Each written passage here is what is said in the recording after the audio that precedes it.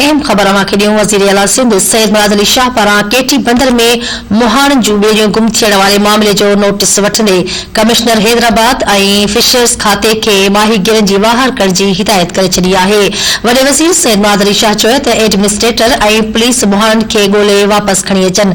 वॾे वज़ीर चयो त ठटे ऐं बदियुनि जे सामूंडी हदुनि में नंढा वॾा जज़ीरा आहिनि। गुम थियल 36 मुहाणनि थी सघे थो त उते पनाह वरिती हुजे। वॾे वज़ीर चयो त ज़रूरत पवण ते नेवीअ खां बि मदद तलब कई वञे। अवांखे अहम ख़बर बाबति आगाह करे रहिया आहियूं। वज़ीर आला सिंध सैयद मुराद अली शाह पारां केटी बंदर में मुहाणनि जूं ॿेड़ियूं गुम थियण वारे मामले जो नोटिस वठंदे कमिश्नर हैदराबाद ऐं फिशर्स खाते खे माहीगिर जी वाहर करण जी हिदायत करे छॾी आहे।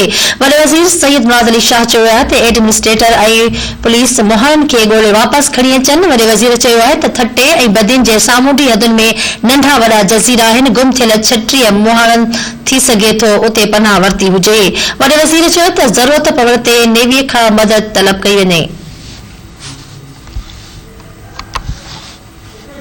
अहम ख़बर बाबति तव्हांखे आगाह करे रहिया आहियूं। वज़ीर आला सिंध सैयद मुराद अली शाह पारां केटी बंदर ऐं मुहाणनि जूं ॿेड़ियूं गुम थियण वारे मामले जो नोटिस वठंदे कमिश्नर हैदराबाद ऐं फिशर्स खाते जे माहीगिरनि हिदायत करण छॾी आहे। वॾे वज़ीर सैयद मुराद अली शाह चयो आहे त एडमिनिस्ट्रेटर ऐं पुलिस मुहाणनि खे ॻोल्हे वापसि खणी अचनि। वॾे वज़ीर चयो त ठटे ऐं बदियुनि जे सामूंडी हदुनि में नंढा वॾा जज़ीरा आहिनि। गुम थियल 36 मुहाणा थी सघे थो उते पनाह वरिती हुजे। वॾे वज़ीर चयो त ज़रूरत पवण ते नेवीअ खां मदद तलब कई वञे।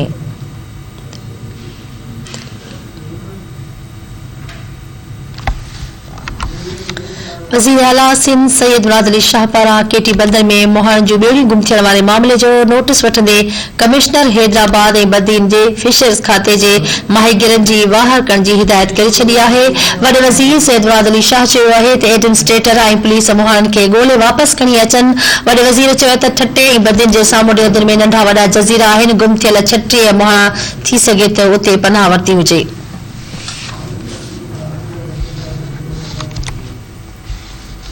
वॾे वज़ीर सैयद मुराद अली शाह चयो त ज़रूरत पवण ते नेवीअ खां मदद तलब कई वञे। अहम ख़बर बाबति तव्हांखे आगाह करे रहिया आहियूं। वज़ीर आला सिंध सैयद मुराद अली शाह पारां केटी बंदर में मुहाणनि जूं ॿेड़ियूं गुम थियण वारे मामले जो नोटिस वठंदे कमिश्नर हैदराबाद ऐं फिशर्स खाते खे माहीगिरनि जी वाहर करण जी हिदायत करे छॾी आहे। वॾे वज़ीर सैयद मुराद अली शाह चयो आहे त एडमिनिस्ट्रेटर ऐं पुलिस मुहाणनि खे ॻोल्हे वापसि खणी अचनि। वॾे वज़ीर चयो त ठटे ऐं बदियुनि जे सामूंडी हदुनि में नंढा वॾा जज़ीरा आहिनि। गुम थियल 36 मुहाणा थी सघे थो उते पनाह वरिती हुजे।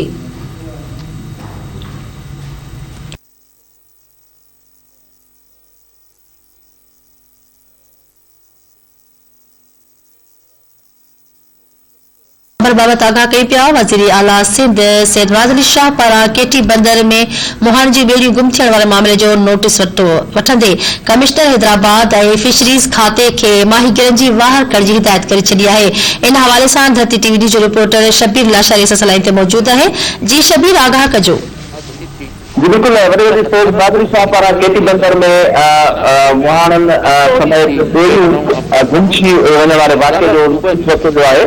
इन हवाले सां वॾे वज़ीर सैयद मुराद अली शाह कमिश्नर हैदराबाद ऐं फिशरीज़ डिपार्टमेंट खे मुहाणनि जी मदद करण, मुहाणनि खे तौर ते ॻोल्हण जी हिदायत कई वई आहे। सैयद मुराद अली शाह जो चवणु आहे त एडमिनिस्ट्रेटर ऐं पुलिस गॾिजी जेके समुंड अंदरि गुम थियल मुहाणा आहिनि उन्हनि जी ॻोल्हा कनि। संदसि चवणो त ठटे ऐं बदियुनि जी सामूंडी इलाइक़नि में जेके नंढा नंढा ॿेट आहिनि उन्हनि ॿेटनि में 36 मुहाणा जेके आहिनि उहे गुम आहिनि ऐं उन बाबति हुन हिदायत कई आहे अख़्तियारनि खे फौरी तौर ते उन्हनि जी ॻोल्हा कई वञे ऐं गुम थियल मुहाणनि जी ॻोल्हा लाइ जेकॾहिं पाक नेवी जी मदद दरकार हुजे उहा बि वठी सघिजे थी। जी ठीकु आहे शबीर लाशारी, वॾी महिरबानी तफ़सील ॾियण जे लाइ। नासिर तव्हांखे अहम ख़बर बाबति आगाह कयूं पिया। वज़ीर आला सिंध सैयद मुराद अली शाह पारां केटी बंदर में मुहाणनि जूं ॿेड़ियूं गुम थियण वारे मामले जो नोटिस वठंदे कमिश्नर हैदराबाद ऐं फिशरीज़ खाते खे माहीगिरनि जी वाहर करण जी हिदायत करे छॾी आहे। वॾे वज़ीर सैयद मुराद अली शाह चयो त एडमिनिस्ट्रेटर ऐं पुलिस मुहाणनि खे ॻोल्हे वापसि खणी अचनि।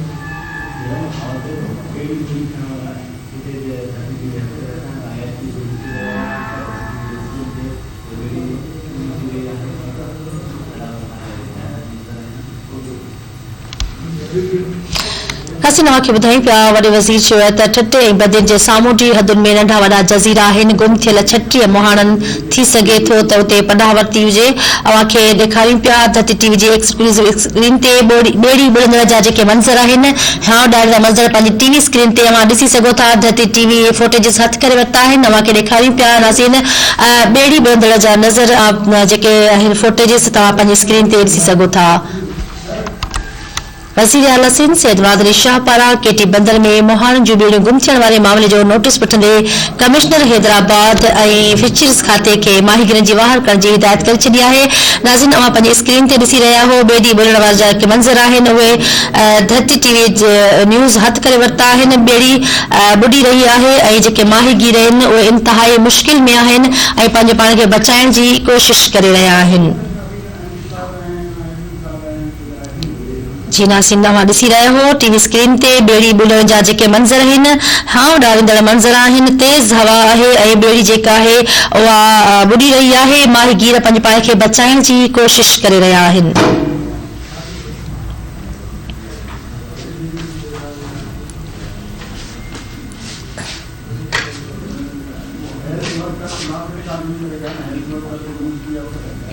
खे अहम ख़बर ॾेई रहिया हूं। नासिन फिशरीज़ खाते खे माहीगिरनि जी वाहर करण जी हिदायत कई वई आहे। वॾे वज़ीर पारां चयो वियो आहे त एडमिनिस्ट्रेटर ऐं पुलिस मुहाणनि खे ॻोल्हे खणी वापसि अचनि।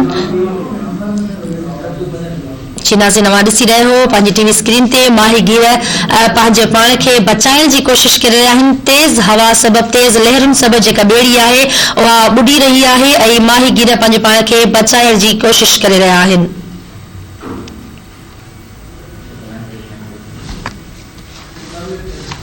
अहम ख़बर खे ॾेई रहिया हूं। वॾे वज़ीर चयो त 36 बदियुनि जे सामूंडी हदुनि में नंढा वॾा जज़ीरा आहिनि। गुम थियल 36 मुहाणा थी सघे थो त उते पनाह वरिती हुजे। वॾे वज़ीर चयो त ज़रूरत पवण ते नेवीअ खां मदद घुरी वेंदी।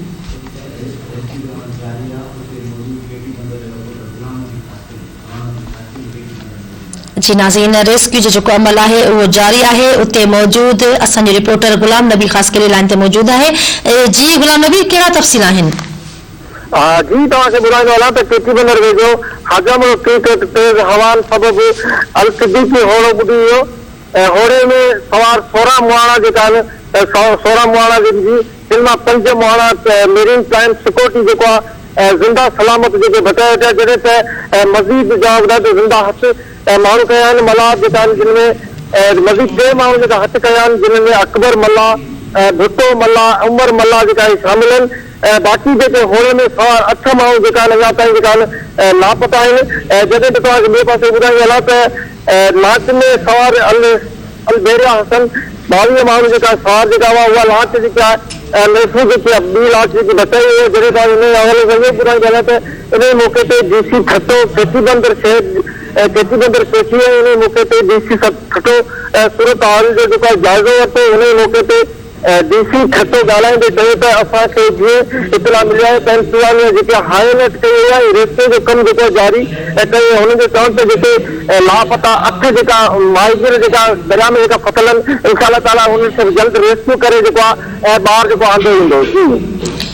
ठीक है गुलाम नबी ख़ासि करे वॾी महिरबानी तफ़सील ॾियण जे लाइ। नासिन खे अहम ख़बर बाबति आगाह करे रहिया आहियूं। वज़ीर आला सिंध सैयद मादरी शाह पारां केटी बंदर में मुहाणनि जी ॿेड़ियूं गुम थियण वारे मामले जो नोटिस वरितो वियो आहे ऐं रेस्क्यू जो अमल जेको आहे उहो जारी आहे। उतां जे डीसी पारां बि फौरी अलर्ट जारी कयो वियो आहे ऐं नोटिस वरितो वियो आहे माहीगीरनि खे बचाइण जो। अवां पंहिंजी टीवी स्क्रीन ते ॾिसी रहिया हो मुहाणा पंहिंजे पाण खे बचाइण जी कोशिश करे रहिया आहिनि। तेज़ हवा ऐं लहरुनि सबबि जेका ॿेड़ी आहे उहा ऊंधी थी रही आहे पर मुहाणा पंहिंजी मदद पाण तहत पाण खे बचाइण जी कोशिश करे रहिया आहिनि।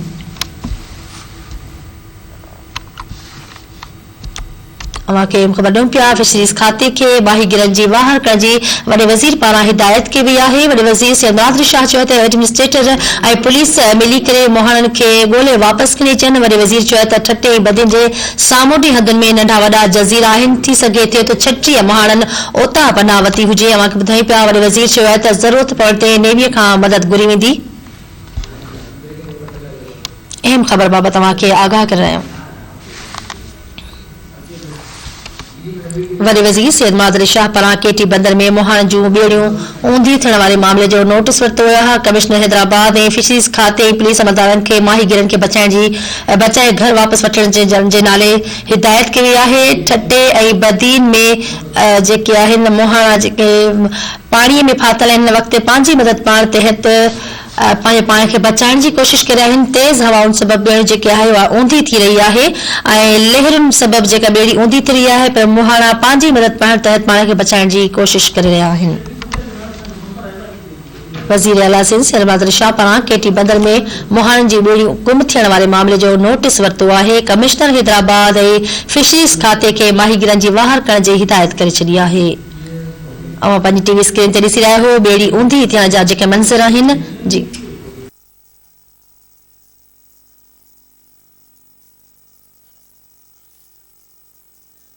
नाज़रीन ठटे खां रहमतुल्लाह छुटियो असांजो ज़िले रिपोर्टर लाइन ते मौजूद आहे। जी रहमतुल्लाह कहिड़ा तफ़सील आहिनि?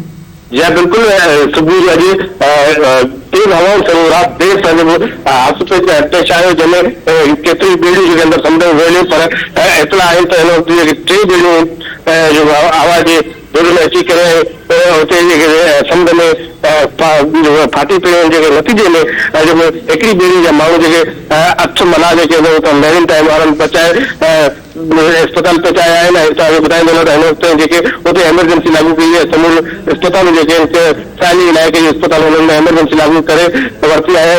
जे अञा ताईं जेके नेवी ऐं हुतां जी लोकल माण्हुनि जे पारां समुंड जे अंदरि वञी करे हुनजी जांच करे रहिया आहिनि किथे माण्हू आहे छा आहे उन जे हवाले सां तव्हांखे ॿुधाईंदो न त MP आजीआई जो ज़रदारी फॉरेन एजेंट जे बावजूदि उतां खां नोटिस वरितो आहे।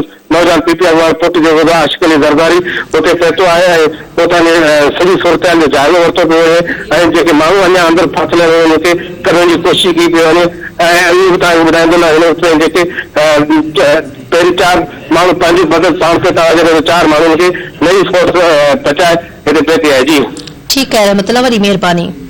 नाज़रीन अवां ॾिसी रहिया हो केटी बंदर वेझो तेज़ हवाउनि सबबु ॿेड़ी ऊंधी थियण वारे मामले जो MPA अली हसन ज़रदारी नोटिस वरितो आहे। PP MPA अली हसन ज़रदारी ज़िले इंतिज़ामिया खे हिदायतूं जारी करे छॾियूं आहिनि जॾहिं त MPA अली हसन ज़रदारी जी हिदायतुनि ते PP अगवान आशिक़ हुसैन ज़रदारी बि केटी बंदर रवानो थी वियो आहे। PP MPA अली हसन ज़रदारी जो चवणु आहे त फौरी तौर ते कदम खणी मुहाणनि जूं ज़िंदगियूं बचाई वञनि। अवां खे अहम ख़बर ॾेई रहिया आहियूं केटी बंदर वेझो तेज़ हवाउनि सबबु ॿेड़ी ऊंधी थियण वारे मामले जो MPA अली हसन ज़रदारी नोटिस वरितो आहे। PP MPA अली हसन ज़रदारी ज़िले इंतिज़ामिया खे हिदायतूं जारी करे छॾियूं आहिनि। PP MPA अली हसन ज़रदारी जी हिदायतुनि ते PP अगवान आशिक़ हुसैन ज़रदारी बि केटी बंदर रवानो थी वियो आहे। PP MPA अली हसन ज़रदारी जो चवणु आहे त फौरी तौर ते कदम खणी माण्हुनि जूं ज़िंदगियूं बचाई वञनि।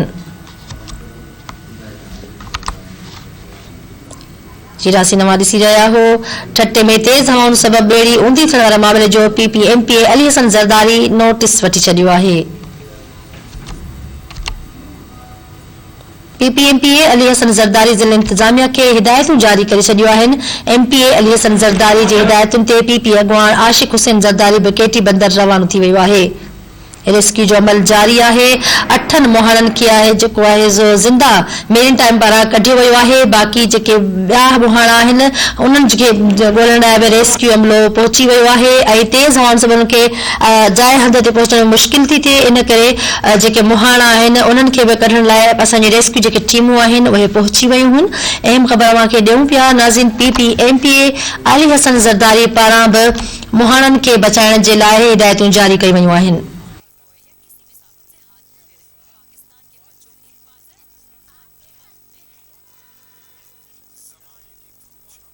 केटी बंदर ते मौजूद पंहिंजे रिपोर्टर गुलाम नबी ख़ास किले सां राब्तो कयो आहे। जी गुलाम नबी। जी तव्हांखे ॿुधाईंदा हलूं त जेको जेको वाक़ियो पेश आयो 8 मुहाणा जेका आहिनि उन्हनि खे जेके बचायो जंहिंखां पोइ जेके 16 मुहाणा जेका समुंड में जेके लाट ते जेके गुज़रण जे करे फसी आहे जंहिंजो तक जे MPA हाजी अली हसन ज़रदारी जेको आहे फौरी तौर ते जेको नोटिस अची सघियो ऐं हुन खां पोइ तक जेको घोड़ाबाड़ी MPA DC खट्टा ऐं SC जेका तक जेके SCL खे जेको आहे बाक़ाइदे हाई अलर्ट करे सघिया जॾहिं त हिन वक़्तु जेको तव्हां ॿुधायो त तक जे MPA हाजी अली हसन ज़रदारी जी हिदायतुनि खां पोइ आशिक़ अली ज़रदारी जेको आहे उहो जेको आहे केटी बंदर जे तरफ़ जेको आहे उहो रवानो थी वियो आहे। जीअं तव्हां ॿुधायो त हिते जेको हिन वक़्तु जेकी आहे जेके बाक़ाइदे हिते हाई अलर्ट कयो वियो आहे, जेको हिते मुख़्तलिफ़ जेको डीसी खट्टा, एसी केटी बंदर, एसी घोड़ाबाड़ी ऐं मुक्ताकार घोड़ाबाड़ी जो अमलो जेको हिते बाक़ाइदे हुनखे जेको हाई अलर्ट कयो आहे, जॾहिं त हिते रेस्क्यू जो कमु जेको आहे हुनखे तेज़ कयो वियो आहे। जी ठीक है, वॾी महिरबानी गुलाम नबी तफ़सील ॾियण जे लाइ। नाज़रीन, 8 मुहाणनि खे जिन खे बचायो वियो उन्हनि जी जेका आहे फौरी तिबी इमदाद जारी आहे, 16 मुहाणनि जी ॻोल्हा जारी आहे।